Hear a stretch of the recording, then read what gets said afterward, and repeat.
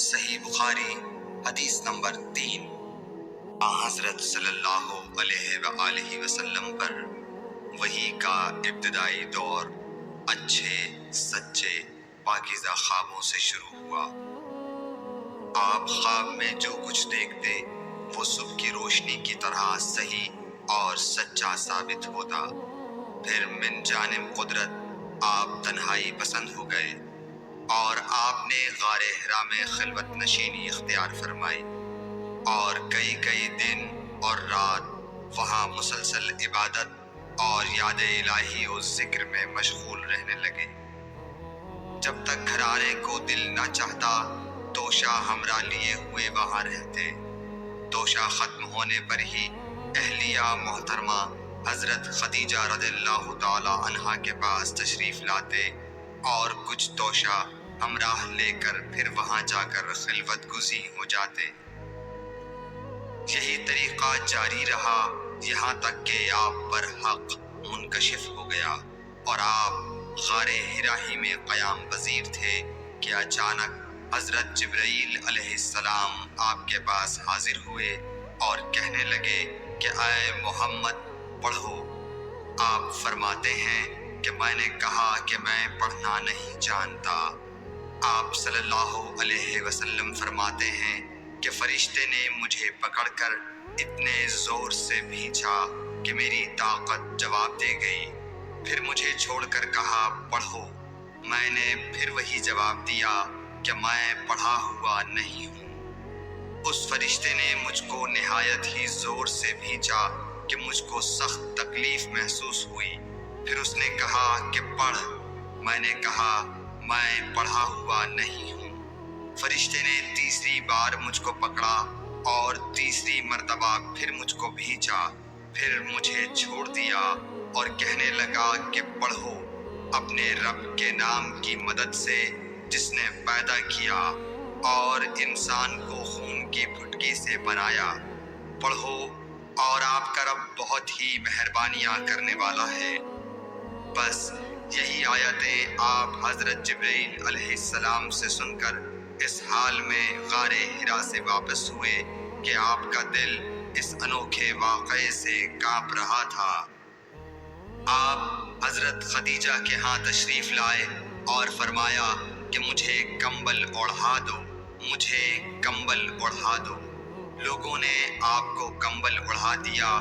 جب آپ کا ڈر جاتا رہا تو آپ نے اپنی زوجہ محترمہ حضرت خدیجہ رضی اللہ تعالی عنہا کو تفصیل کے ساتھ یہ واقعہ سنایا اور فرمانے لگے کہ مجھ کو اب اپنی جان کا خوف ہو گیا ہے۔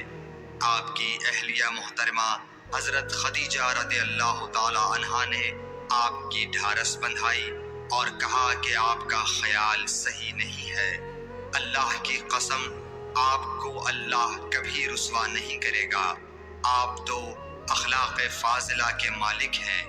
آپ تو کنبہ پرور ہیں، بے کسوں کا بوجھ اپنے سر پر رکھتے ہیں، مفلسوں کے لیے آپ کماتے ہیں، مہمان نوازی میں آپ بے مثال ہیں اور مشکل وقت میں آپ امر حق کا ساتھ دیتے ہیں۔ ایسے اوصاف حسنہ والا انسان یوں بے وقت ذلت و خواری کی موت نہیں پا سکتا۔ پھر مزید تسلی کے لیے حضرت خدیجہ رضی اللہ تعالی عنہا آپ کو ورقہ بن نوفل کے پاس لے گئیں جو ان کے چچا زاد بھائی تھے اور زمانہ جاہلیت میں نصرانی مذہب اختیار کر چکے تھے اور عبرانی زبان کے کاتب تھے۔ چنانچہ انجیل کو بھی حسب منشائے خداوندی عبرانی زبان میں لکھا کرتے تھے۔ انجیل سریانی زبان میں نازل ہوئی تھی، پھر اس کا ترجمہ عبرانی زبان میں ہوا۔ ورقہ اسی کو لکھتے تھے۔ وہ بہت بوڑھے ہو گئے تھے، یہاں تک کہ ان کی بینائی بھی رخصت ہو چکی تھی۔ حضرت خدیجہ رضی اللہ تعالی عنہا نے ان کے سامنے آپ کے حالات بیان کیے اور کہا کہ اے چچا زاد بھائی، اپنے بھتیجے محمد صلی اللہ علیہ وسلم کی زبانی ذرا ان کی کیفیت سن لیجئے۔ وہ بولے کہ بھتیجے آپ نے جو کچھ دیکھا ہے اس کی تفصیل سناؤ۔ چنانچہ آپ صلی اللہ علیہ وآلہ وسلم نے از اول تا آخر پورا واقعہ سنایا، جسے سن کر ورقہ بے اختیار ہو کر بول اٹھے کہ یہ تو وہی ناموس معزز رازدان فرشتہ ہے جسے اللہ نے حضرت موسیٰ علیہ السلام پر وحی دے کر بھیجا تھا۔ کاش میں آپ کے اس عہد نبوت کے شروع ہونے پر جواں عمر ہوتا، کاش میں اس وقت تک زندہ رہتا جب کہ آپ کی قوم آپ کو اس شہر سے نکال دے گی۔ رسول کریم صلی اللہ علیہ وآلہ وسلم نے یہ سن کر تعجب سے پوچھا کہ کیا وہ لوگ مجھ کو نکال دیں گے، حالانکہ میں تو ان میں صادق و امین و مقبول ہوں۔ ورقہ بولا، ہاں یہ سب کچھ سچ ہے، مگر جو شخص بھی آپ کی طرح امر حق لے کر آیا لوگ اس کے دشمن ہی ہو گئے ہیں۔ اگر مجھے آپ کی نبوت کا وہ زمانہ مل جائے تو میں آپ کی پوری مدد کروں گا، مگر ورقہ کچھ دنوں کے بعد انتقال کر گئے، پھر کچھ عرصے تک وحی کی آمد موقوف رہی۔ صحیح بخاری حدیث نمبر 3۔